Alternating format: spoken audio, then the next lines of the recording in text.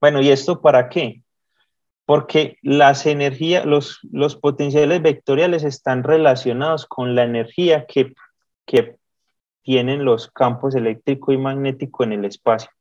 Entonces, hay una relación entre el campo y la energía.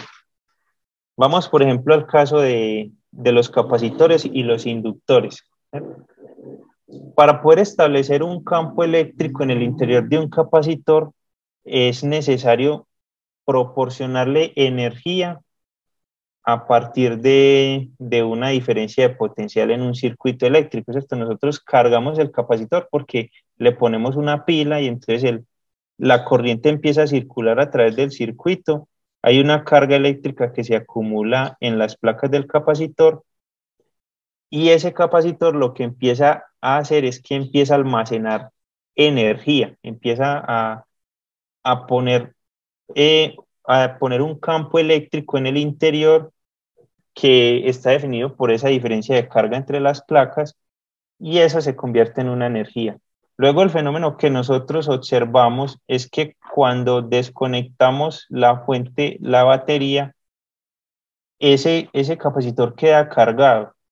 Y si cerramos el circuito solo entre el capacitor y la resistencia, empieza a circular esa corriente a través del circuito. Es decir, la energía que estaba antes en la fuente pasó al capacitor, el capacitor la almacenó y luego ese capacitor, esa energía se la entregó al circuito que luego es disipada en la resistencia. Esa energía disipada se conoce como energía disipada por efecto Joule o por calentamiento de la resistencia y está relacionada con esa propiedad de resistencia que tienen los materiales y con el cuadrado de la corriente que circula a través de la resistencia, ¿cierto? Entonces, en este caso específico, miren que la energía eléctrica que estaba almacenada en el capacitor eh, se disipó en forma de calor en la resistencia. Entonces, la pregunta que había anteriormente era, ¿en dónde está almacenada esa energía? Entonces, desde el punto de vista mecánico, desde el punto de vista del mecanicismo y de Newton, se consideraba que la energía que estaba almacenada en el capacitor estaba únicamente dada por las cargas, ¿cierto? Por las cargas que estaban almacenadas y que luego se movían. Pero desde un punto de vista electromagnético se empezó a pensar de que esa energía no estaba en las cargas, sino que estaba era almacenada en el interior del capacitor en forma de campo eléctrico. El campo eléctrico almacenaba esa energía. De manera similar ocurre con los inductores.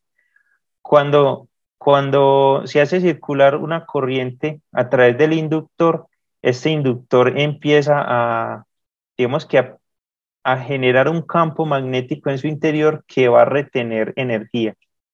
Luego, cuando esa fuente de potencial se retira del circuito, el inductor tiene la capacidad de, digamos que de amortiguar el cambio brusco en la corriente que puede circular por la resistencia. Entonces esto funciona como si fuera una fuente de corriente remanente, ¿cierto? Cuando se quita la diferencia de potencial, desde el inductor aparece una corriente que circula por la resistencia. Esa corriente también se disipa en esa resistencia en forma de calor.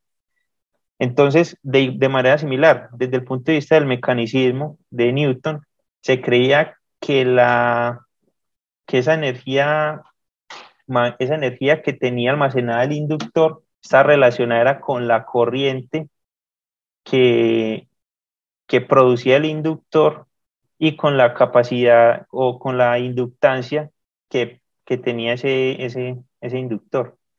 Pero desde el punto de vista de acción del electromagnetismo, se le dio explicación a esa energía como la variación o como ese campo magnético que generaba el inductor por la circulación de corriente a través de sus espiras. Entonces estaba la discrepancia. ¿Cuál de las dos explicaciones es la verdadera? la explicación mecanicista que explicaba que esa energía está almacenada en partículas o en movimiento de esas partículas, o la explicación electromagnética que decía que esa energía se almacenaba en el campo electromagnético en el espacio.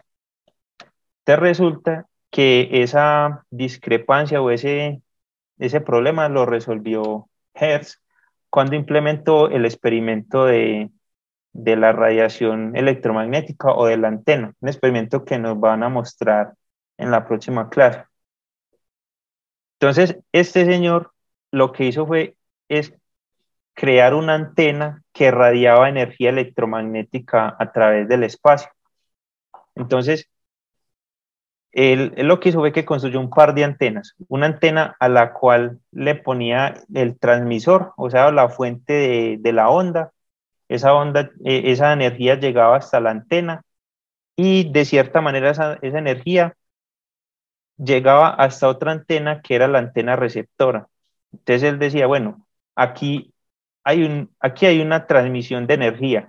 Yo estoy poniendo acá una fuente de energía y de cierta manera estoy observando el fenómeno a distancia en la otra antena. Aquí, ¿qué está pasando? ¿Cómo se está transmitiendo la energía? ¿Será que es que son cargas eléctricas que se están moviendo en el espacio? O sea, que están moviendo entre las dos antenas. O sea, desde aquí salta una carga eléctrica y se mueve hasta llegar hasta la otra antena y producir el efecto en una lucecita o lo que sea. Entonces él lo que empezó a hacer es que empezó a poner obstáculos grandes entre las dos antenas para eliminar esa posibilidad de que haya unas cargas que se estén moviendo a través del espacio y que hayan corrientes también que se estén moviendo en el espacio, y pudo comprobar de esa manera lo que Maxwell planteó en su cuarta ecuación, que era que había una forma de energía, una forma de transmitir energía a través del campo electromagnético, y era a través de variaciones del campo. Y de esa manera la única conclusión válida era que la energía eléctrica y la energía magnética se propagaban o se almacenaban en el campo electromagnético, más no en las cargas y en las corrientes. Entonces, la explicación verdadera es esta, la explicación electromagnética. Sin embargo, desde el punto de vista de circuitos y desde la teoría de circuitos y de electrónica e instrumentación, nosotros seguimos utilizando esta aproximación porque es una aproximación válida, ¿cierto? Nosotros, cuando calculamos los capacitores, cuando calculamos los inductores en los circuitos de instrumentación, nos basamos en esta definición mecanicista, porque digamos que seguimos trabajando con conductores y se puede aproximar a que la energía se está almacenando en esta región. Pero cuando ya estamos haciendo diseño de fenómenos de radiación electromagnética, como es el diseño de antenas para comunicaciones o el diseño de antenas para hacer estimulación eléctrica o magnética en el cuerpo, nos basamos en esta teoría, ¿cierto? En una que explica cómo se da la transmisión de energía de manera a través del espacio por las perturbaciones en el campo eléctrico y en el campo magnético. Ahora, sabemos que la energía se transmite se transmite a través del campo electromagnético, pero también el campo electromagnético necesita energía para establecerse, ¿cierto? Como vemos acá, ¿cierto?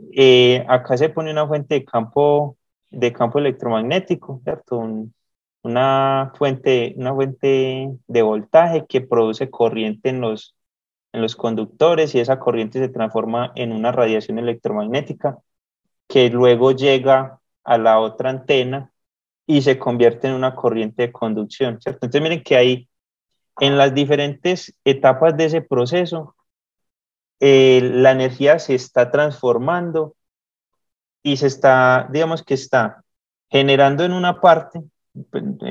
Ya saben pues que la energía no se crea ni se destruye, pero digamos que la energía se está produciendo en una parte y consumiendo en otra, ¿cierto? Entonces, son procesos de transformación, pero bueno, ustedes me entienden, ¿cierto? No, no es que se cree ni se destruye, sino que podemos decir que eh, aparece en una parte, se produce en una parte y se consume en otra. Bueno, vuelvo y estoy redundando lo mismo, pero quiero que me entiendan pues que es que hay diferentes etapas en las que se está dando esa transformación y se están de diferentes maneras.